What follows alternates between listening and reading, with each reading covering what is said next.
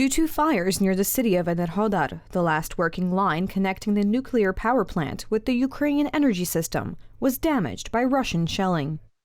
The combustion generators needed to cool the reactors were put into operation immediately. The world must understand what this threat is.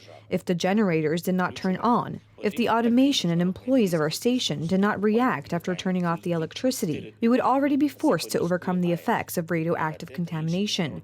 Russia has put Ukraine and all Europeans on the brink of catastrophe. I would like to assure all Ukrainians that we are doing our best to prevent an emergency scenario. But it depends not only on our country. International pressure is needed to force the occupiers to withdraw immediately from the territory of the power plant. The International Atomic Energy Agency and other organizations must act much faster than they are now, because every minute of Russian troops staying in a nuclear power plant is a risk of a global catastrophe. The mission of experts from the International Atomic Energy Agency, which is to help stabilize the security situation, may come to Ukraine in a few days at the earliest. This operation is extremely complex. For starters, getting there. This is a war zone. This is in Ukraine. It's already difficult. I've been there twice already. I was in Chernobyl, where we were also working and stabilizing the site.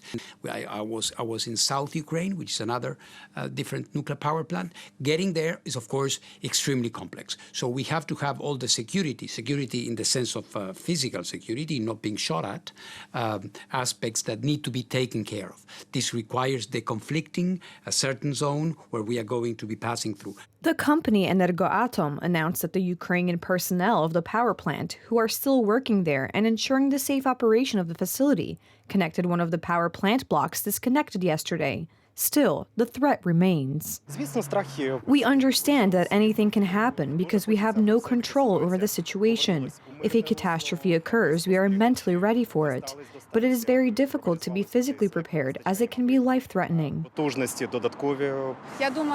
I think everyone is afraid now, knowing our neighbor, knowing what they are capable of. We understand that there may be different consequences of what is happening there right now. That's why everyone is afraid. We are not afraid of switching off the electricity, but that the ecological situation may change. Last night, the Russians shelled towns in the Dnipropetrovsk region 9 times. Missiles also fell in the Kharkiv, Donetsk, and Mykolaiv oblasts. After the tragedy in Chaplin, the UN representative in Ukraine, Denise Brown, called for all parties to comply with international law. The spokesman for the Ministry of Foreign Affairs of Ukraine, Oleg Nikolenko, commented on the bizarre appeal. The appeals of the High Representative of the United Nations seem out of touch with reality. Equating the victim with the aggressor is absolutely unacceptable. We expect that the UN structures, to which we are grateful for the humanitarian aid organization, will be able to use their presence in Ukraine to determine which party should fulfill its obligations under international humanitarian law by bombing Chaplin and other Ukrainian towns and villages. In the Ukrainian armed forces, there has been a regular unit in which Russian citizens serve since the beginning of the war.